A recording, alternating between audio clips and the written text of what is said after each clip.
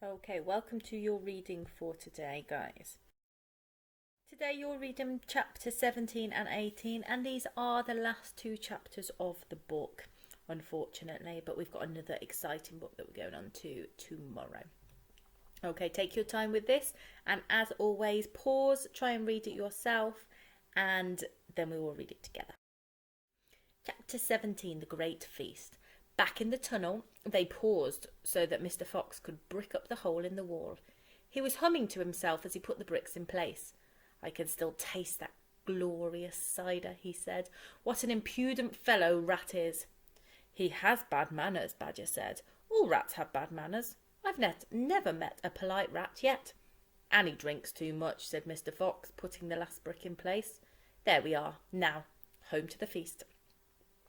They grabbed their jars of cider and off they went. Mr. Fox was in front, the smallest fox came next, and Badger last. Along the tunnel they flew, past the turning that led to Bunce's mighty storehouse, past Boggis's chicken house number 1, and then up the long home stretch towards the place where they knew Mrs. Fox would be waiting. "Keep it up, my darlings," shouted Mr. Fox. "We'll soon be there. Think what's waiting for us at the other end. Just think what we're bringing home with us in these jars. That ought to cheer up poor Mrs. Fox." Mr. Fox sang a little song as he ran. "Home again swiftly I glide, back to my beautiful bride. She'll not feel so rotten as soon as she's gotten some cider inside her inside." Then Badger joined in. "Oh, poor Mrs. Badger," he cried. "So hungry she very died. But she'll not feel so hollow if only she'll swallow some cider inside her inside." They were still singing as they rounded the final corner and burst in upon the most wonderful and amazing sight any of them had ever seen. The feast was just beginning. A large dining room had been hollowed out of the earth, and in the middle of it, seated around the huge table, were no less than 29 animals. There were Mrs. Fox and 3 small foxes, Mrs. Badger and 3 small badgers, Mole and Mrs. Mole and 4 small moles, Rabbit and Mrs. Rabbit and 5 small rabbits, Weasel and Mrs. Weasel and 6 small weasels. The table was covered with chickens and ducks and geese and hams and bacon, and everyone was tucking into the lovely food. "My darling," cried Mrs. Fox, jumping up and hugging Mr. Fox. "We couldn't wait. Please forgive us." Then she hugged the smallest fox of all, and Mrs. Badger hugged Badger, and everyone hugged everyone else. Amid shouts of joy, the great jars of cider were placed upon the table, and Mr. Fox and Badger and the smallest fox sat down with the others. You must remember no one had eaten a thing for several days. They were ravenous. So for a while there was no conversation at all. There was only the sound of the crunching and chewing as the animals attacked the succulent food. At last Badger stood up. He raised his glass of cider and called out, "A toast! I want you all to stand and drink a toast to our dear friend who has saved our lives this day, Mr. Fox." "To Mr. Fox!" they all shouted, standing up and raising their glasses. "To Mr. Fox! Long may he live!" Then Mrs. Fox got shyly to her feet and said, "I don't want to make a speech. I just want to say one thing, and it is this. My husband is a fantastic fox." Everyone clapped and cheered. Then Mr. Fox himself stood up. "This delicious meal," he began. Then he stopped. In the silence that followed, he let fly a tremendous belch. There was laughter and more clapping.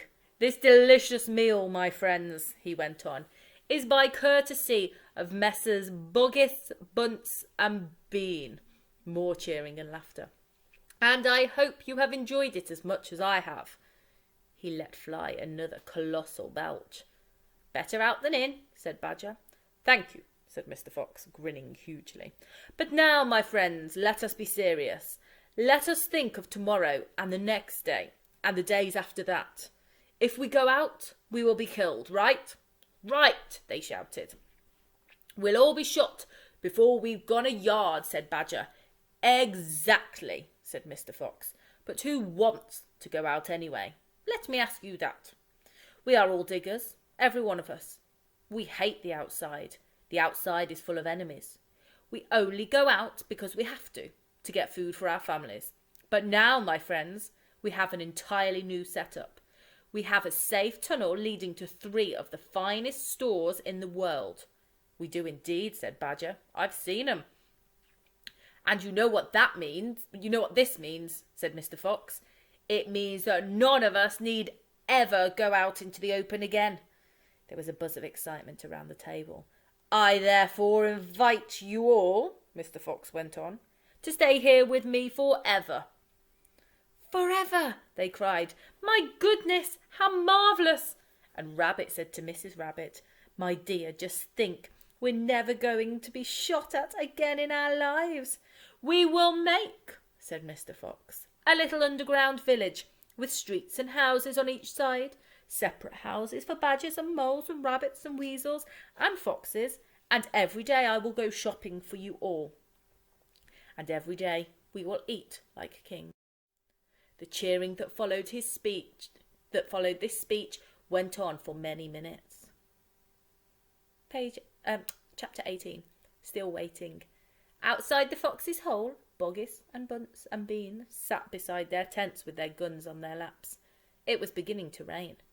Water was trickling down the necks of the 3 men and into their shoes.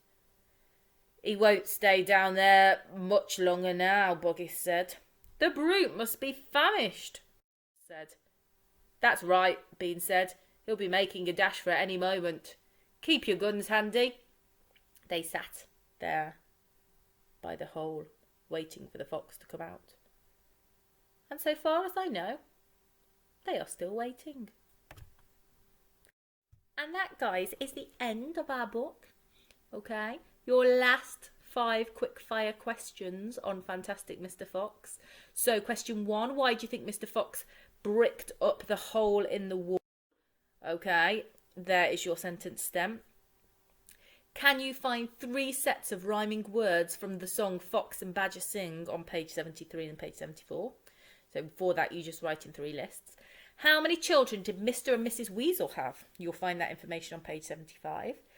Why was there a time where no conversation during the feast? And question 5, what did Mr. Fox plan to make for the animals underground? Pause the video while you have a go at those, remembering to answer in full sentences, please. Okay, fabulous, well done. So the answers. Mr. Fox bricked up the hole in the wall so that no one knew they had been into the cider cellar. Okay, the 3 sets of rhyming words from the song, well, you've got 4 there, but 3. You've got glide, bride, inside, and rotten and forgotten from the first verse. Then you've got cried, died, inside. So you could have put that as one list, glide, bride, cried, died, and inside. So linking those 2 up. Okay, and then you've got swallow and hollow. Mr. and Mrs. Weasel had 6 small children. There was no conversation at the feast because all of the animals were too busy eating to talk because they had been so hungry. And Mr. Fox planned to make a little underground village with streets and houses on each side. Oh. It's called Still Waiting, but they are the last 2 words of the book. And so far as I know, they are still waiting. Okay, so it matches. I like that about it. I also like that we know what's happening underground, but the baddies in the story, so the nasty farmers, are still waiting. Okay. I think it's a good title, and I think he chose that title because they could still be waiting now, for all we know. Okay. And question 8. Now you've read the whole book, what was your favourite part of the story and why? That is completely up to you. There are many parts of the story. You can write us a little paragraph about which was your favourite part of the story. I particularly like this part because make sure that you've given some reasons for this. Okay. Now, your challenge, an additional challenge. Over here, I found this on the internet. Somebody had made a story map of Fantastic Mr. Fox. Okay. It's quite a good story map. but I challenge you to make a better one. Okay. I think you guys, it's got writing up here, but it's pictures. Okay. I want you to make a story map with pictures and with writing and arrows to show what happens and to tell the story of Fantastic Mr. Fox, not in lots of detailed words, okay, but in short phrases, labels, captions, and some lovely pictures. Okay, can you email those over to us, please? And we will be able to put them on our next videos and we'll be able to do shout outs. Okay, thanks, guys.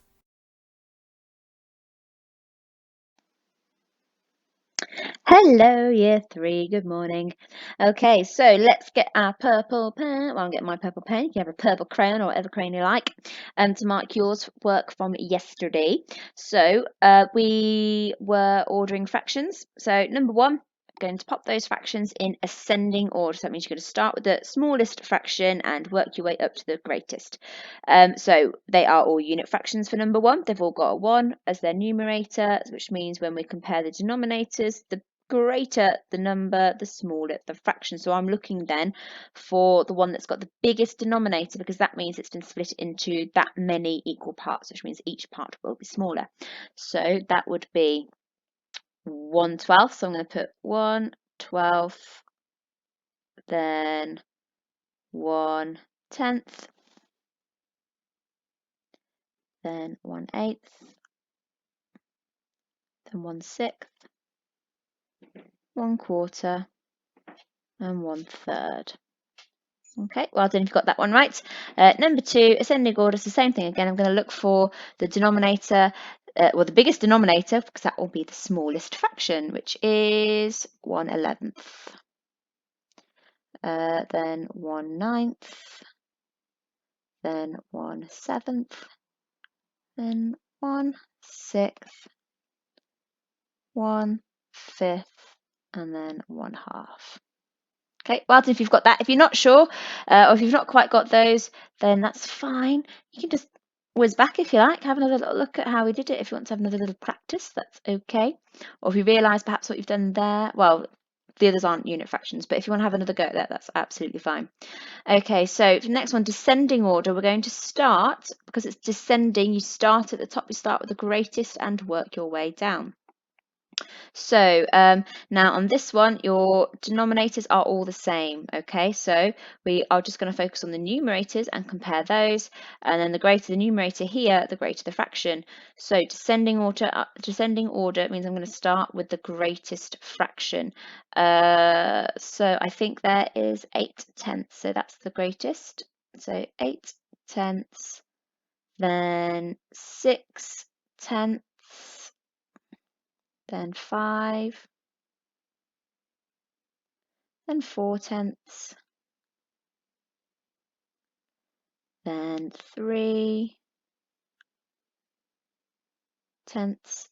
2/10, 1/10, and then I can't fit my last one on. And the last one would be 0/10. Okay, and then for number 4, descending order again.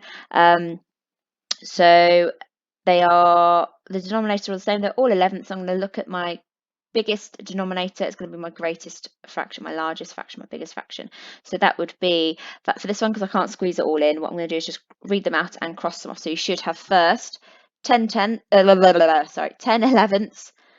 So it should be 10 11ths, 9 11ths, then 7 11ths, 6 11ths, 5 11ths, 3 11ths, 2 11ths, then 0 11ths, and now I feel like I can never say 11ths ever again. Number 5, what is the missing fraction in the sequence? So what I did was I looked at this first one here.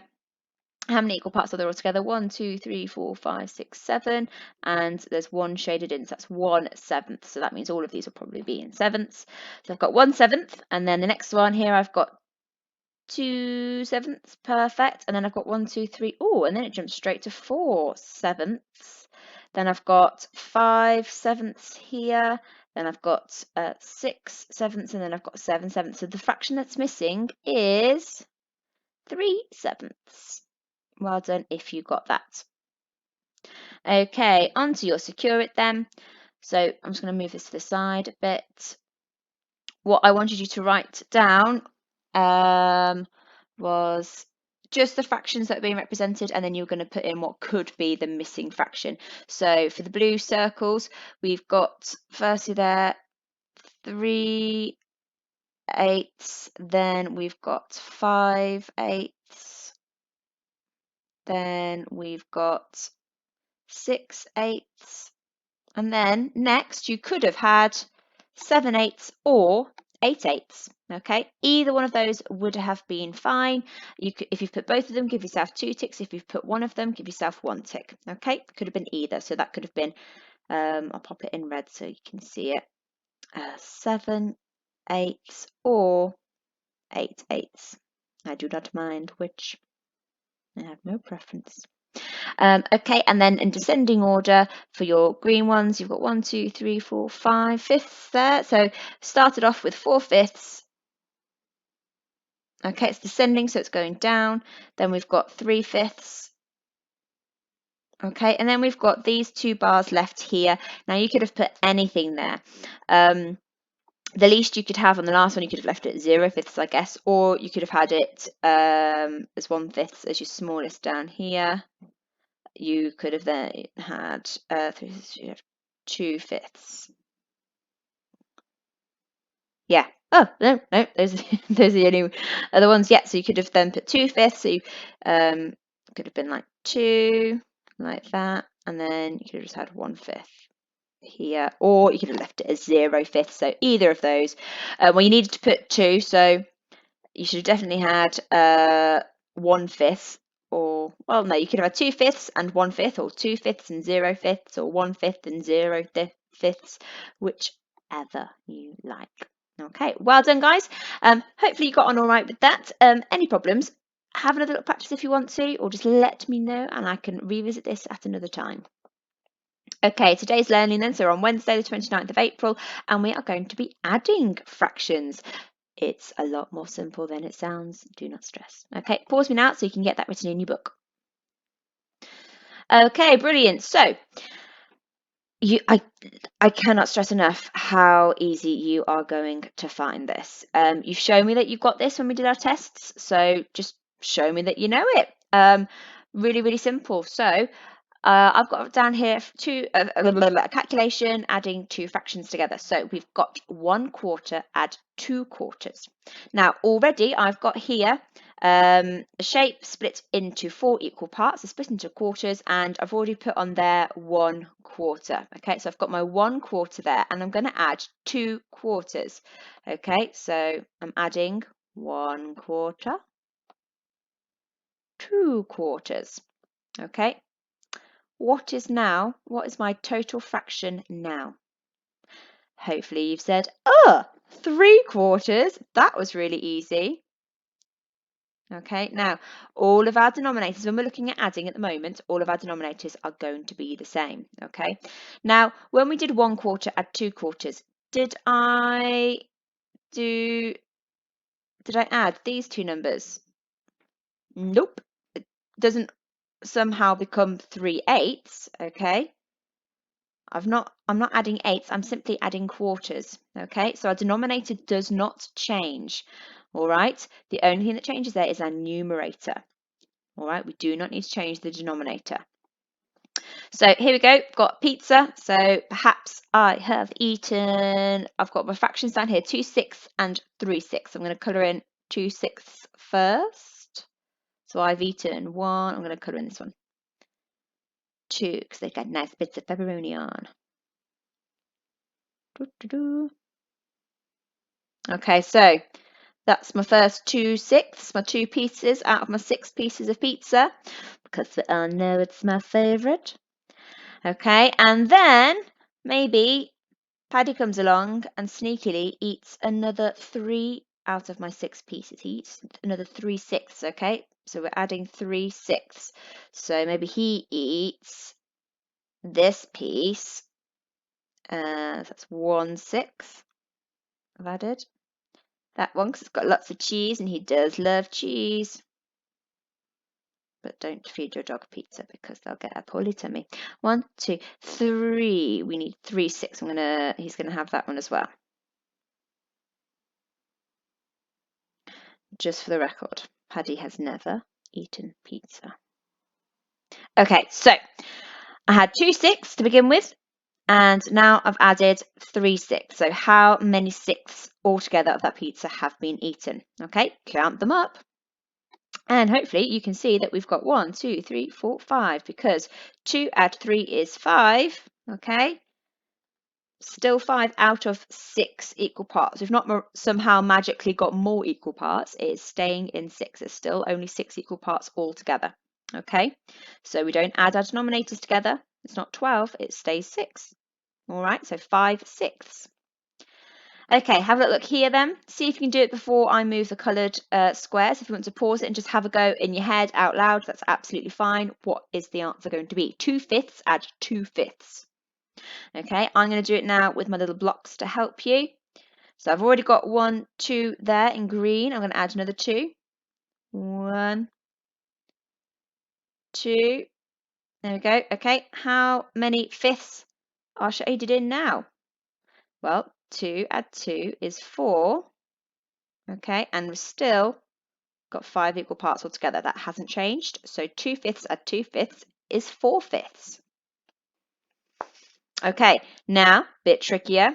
We've got 3 fractions we're going to add. See if you can have a go at it. Do you know what to do here before I use my lovely colourful blocks? Have a little go. What do we know the denominator is going to be? Does that change? What's it going to be? Okay, so I'm going to put my 3/10 on first.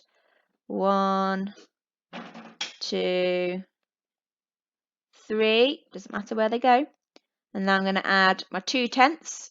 So 3, add another 2. So far, I've got my 3/10 and my 2/10. So altogether, I've got 1, 2, 3, 4, 5/10. Now I'm going to add 4/10. I'm going to do these 4 here on the end.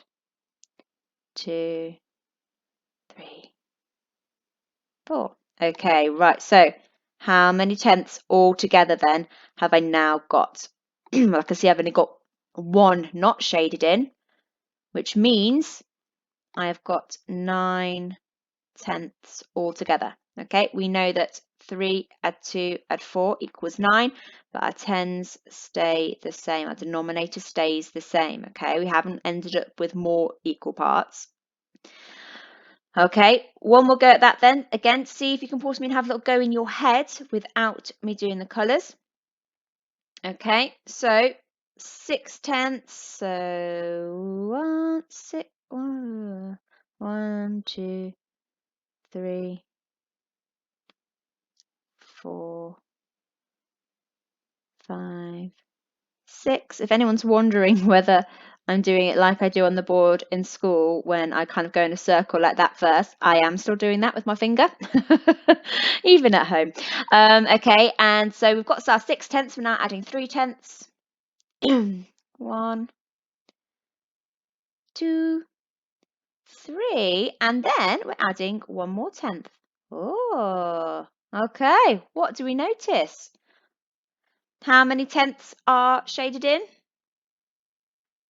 We've still got 10 equal parts. We haven't magically got more. We've still got just the 10 equal parts, but how many are shaded in? 10. Okay, so we've done 6, add 3, add 1 equals 10. Okay, but our denominator 10 has stayed the same. But you could also put that equals what? 10 tenths is the same as 1 whole. Okay, 1 whole.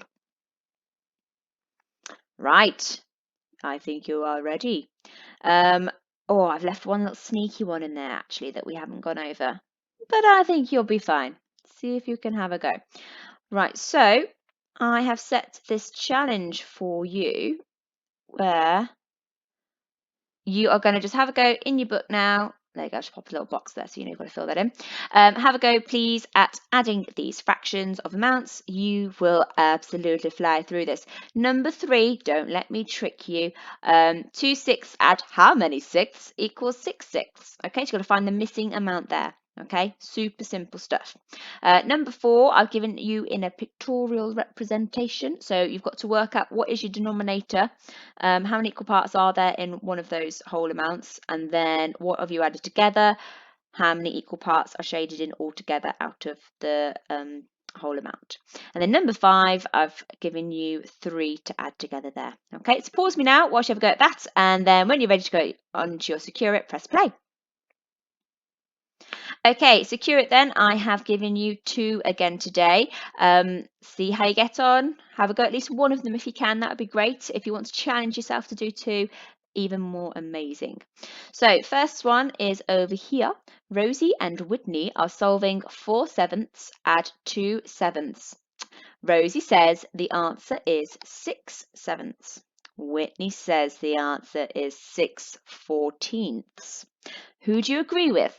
Explain why. So have a little go. Who do you think is correct, and can you explain why? So remember, you can get 2 marks for that. The next one then, Mo and Teddy share these chocolates. So have a little look. How many chocolates have they got all together? Now they both eat an odd number of these chocolates. Okay, doesn't mean that they eat the same amount. Okay, because there's 12. We know that they've eaten all of them. I know I certainly would. But it doesn't mean they've eaten the same amount. So Teddy has had his amount is an odd number of chocolates, and Mo's amount is an odd number of chocolates. Okay, so it's got to be an odd number. So complete the number sentence to show what fraction of chocolates they could have eaten. They each could have eaten. So literally that could be Mo's fraction of chocolates that he's eaten, and that's the fraction that Teddy's eaten. That's that they've eaten it all together. Okay, so that's 12 twelfths. So 12 out of the 12 chocolates, if they've all been eaten. Okay, but Mo's amount is an odd number and Teddy's is an odd number. What could be the fraction? That amount out of how many? Mo's eaten how many out of the whole amount, and Teddy's eaten how many out of the whole amount? Okay, have a go, guys. There is more than one option. If you want to write down all the possibility, all the possible ones, then that would be incredible. All right. Good luck, guys. Have a really good go. Don't stress if you're not sure. Let me know if there's anything else I can do to help. If you're stuck at all, then do please just give me an email. I had an email from lovely Macy. She's run out of space in her exercise book, so do let me know if you don't have any space in your exercise book or if you've used all your pages. I can leave some outside of school for you, so do just let me know. All right, take care, guys, and see you again tomorrow. Good morning, everybody. Welcome to your writing session for today. We're getting started on our stories today, so I'm super excited to share all those with you. What we are going to do today is start off with our sentence spotter. Like always, remembering this week we're focusing on parts of speech, and we're trying to find those nouns, those verbs, those adjectives, and those adverbs. Nouns are our names, our things, our people, our places.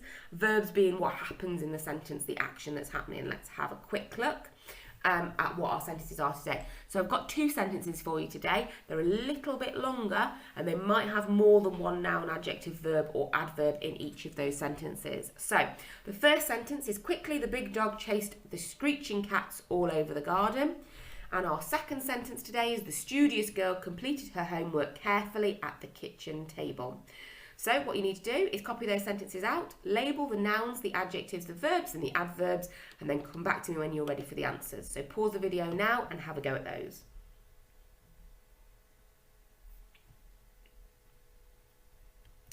Okay, ready for the answers? Let's go.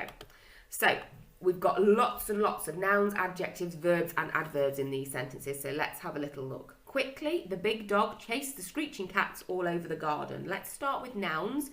So we've got a dog, cat and garden in this first sentence, okay? So what were these nouns doing? What's the action that was happening? Well, the dog is chasing, so our verb there is chased, and the cats are screeching, so our verb there is screeching, okay? We're going to describe our nouns. So we've got a big dog. We could also say with screeching cats could also be classed as an adjective as well. So you could have used either one for those. And how are they doing it all? We're doing it quickly. So that's our adverb in this sentence. Okay.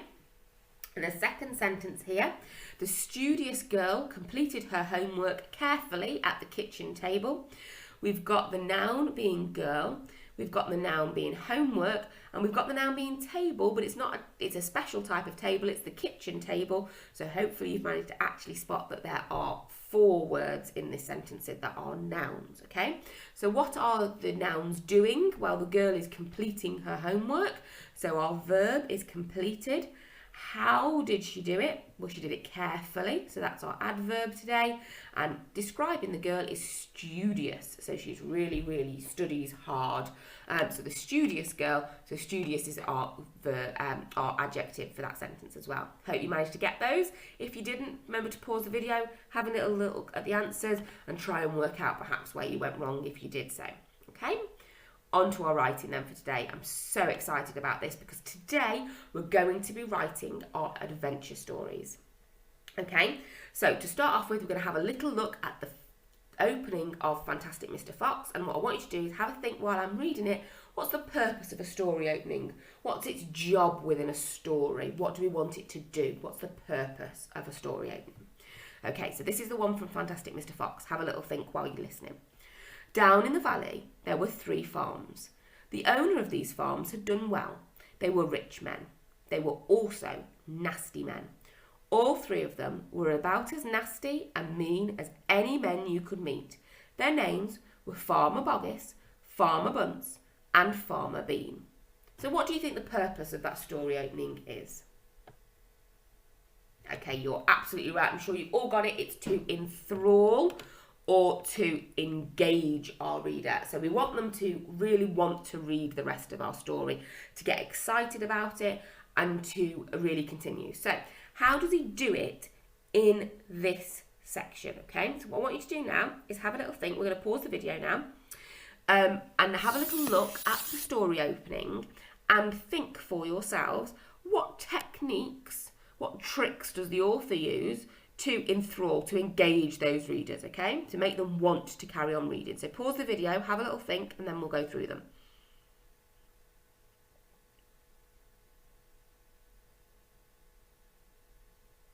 Okay, so let's have a think. Have you spotted any of these? So first of all, it starts with a preposition. It shows us exactly where the story is happening. So down in the valley, okay? So it puts it in a place. So we can immediately start to see that valley in our heads, and we can start to see there's 3 farms in a big dip in a hill. Okay, so we know exactly where it is. So it starts with that description, which uses a preposition. Okay. What we've also got is a description of the villains. Okay, so we learn about our villains in our story. They were rich men. They were nasty men. Okay, suddenly I'm interested. If they were rich men, yeah, that's okay. They're nasty men. I'm a little bit more interested now. I might want to carry on working. Another thing that they do in this part of the text is that they repeat it. So just to make sure that we're super clear that they're the villains, they repeat that they were nasty men. And then he says they were nasty and as mean as any men you could ever meet. Okay. We then also get the names of our villains. Okay. So we've got Farmer Boggist, Farmer Bunce, and Farmer Bean. And this story is all about the villains in our story, the nasty people in our story, before we meet our hero. So that's how the author hooks you in, because they think if these are the really nasty characters, there's got to be somebody good in there as well. Okay. So when we're writing our own adventure stories and we're starting to think about our own introductions, our own story openings, this is something we might want to have a look at. So here are some other Roald Dahl story openings. Okay. So I'm going to read them through with you. I want you to, 1, have a little think. Can you guess which Roald Dahl story they're from? There's a little bit of an extra quiz. But more important than that, which one would you pick up and want to carry on reading? Which one's most enthralling to you? And why is it most enthralling to you? Okay? So the first one, the green one. I'm going shopping in the village, George's mother said to George on Saturday morning. So be a good boy and don't get up to mischief. Is that enthralling? How does it enthrall you? What does it do? Okay, let's have a look at the red one. What a lot of hairy-faced men there are around nowadays. When a man grows hair all over his face, it is impossible to tell what he really looks like. Perhaps that's why he does it. He'd rather you didn't know. How does that one enthrall you? Okay, let's look at the purple one. Until he was 4 years old, James Henry Trotter had a happy life. He lived peacefully with his mother and father in a beautiful house beside the sea. There were always plenty of other children for him to play with, and there was a sandy beach for him to run about on and paddle the ocean, and the ocean to paddle in. It was the perfect life for a small boy. How does that enthrall you? Okay, and finally the orange one. Occasionally, one comes across parents who show no interest at all in their children, and these, of course, are far worse than the doting sort. Mr. and Mrs. Wormwood were two such parents. They had a son called Michael and a daughter called Matilda. And the parents looked upon Matilda in particular as nothing more than a scab. A scab is something you have to put up with until the time it comes when you can pick it off and flick it away. Okay, so I'm going to ask you to pause the video. Think about your favourite and why it is you like it, why you think that's a really good story opening, and then we're going to come back together.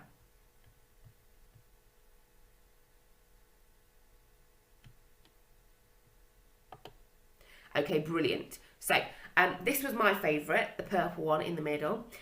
This, if you wanted to know, was from the start of James and the Giant Peach.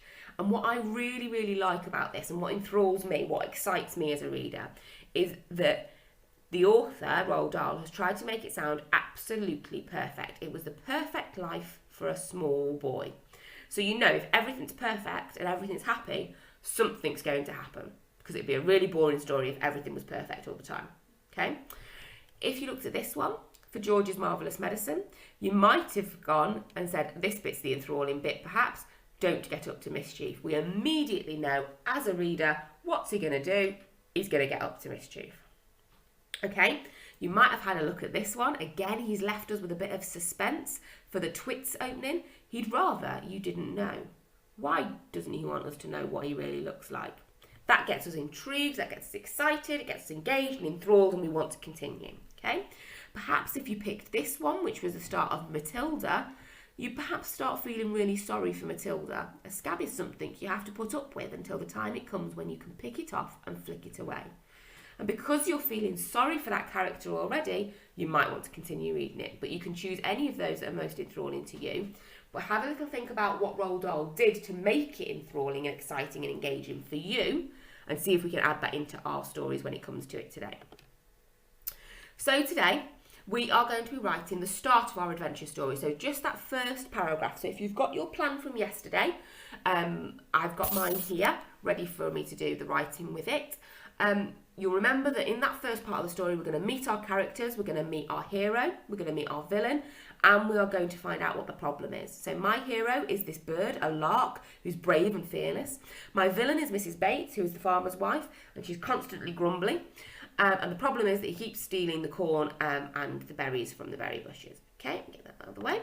So I had a little go last night at writing my story, and I want you to think about how I've done it, and does it tell me about my hero, my villain, and my problem. Okay? So, Mr. Lark was a fearless bird. He was the envy of all in his tree, and every day he would bravely swoop down from his home high in the branches of the elm tree on Boggis's farm and scavenge for food. Every day he brought home more food than his family ever needed. Every day they feasted on corn, berries, and nuts. The Lark family lived like kings, and everything was just perfect.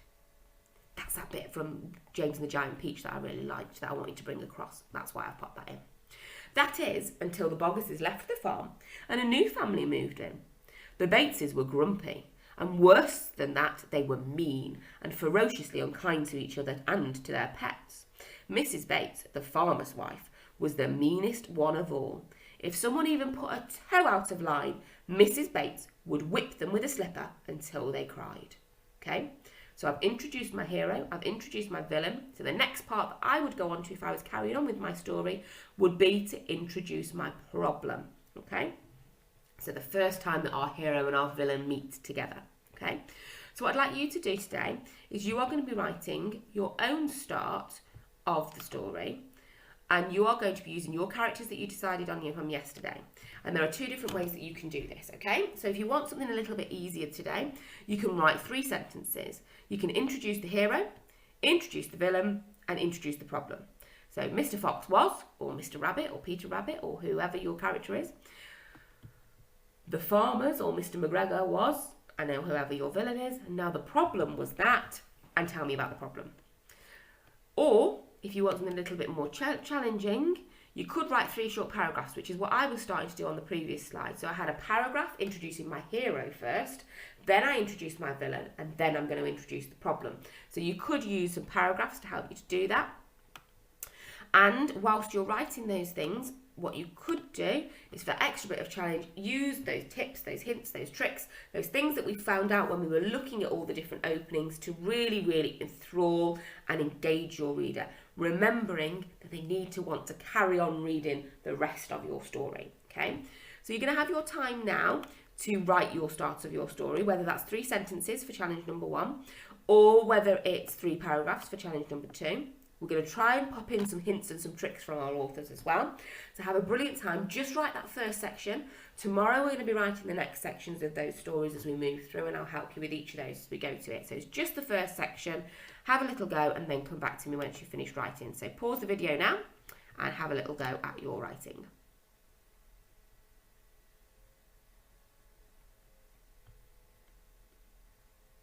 Fantastic. I hope that you've really, really enjoyed writing part of your adventure story this morning. I know that your teachers are really super excited to read them, so if you want to share them at this point, then you're more than welcome to. If you want to share it at the end when you finish writing the whole story, then that's fine as well. Or if you want to share you reading your story as well, that would be great. But we always like to think about looking back at our stories and thinking about whether they're doing what they want them to do. So if you remember, we wanted to enthrall our reader.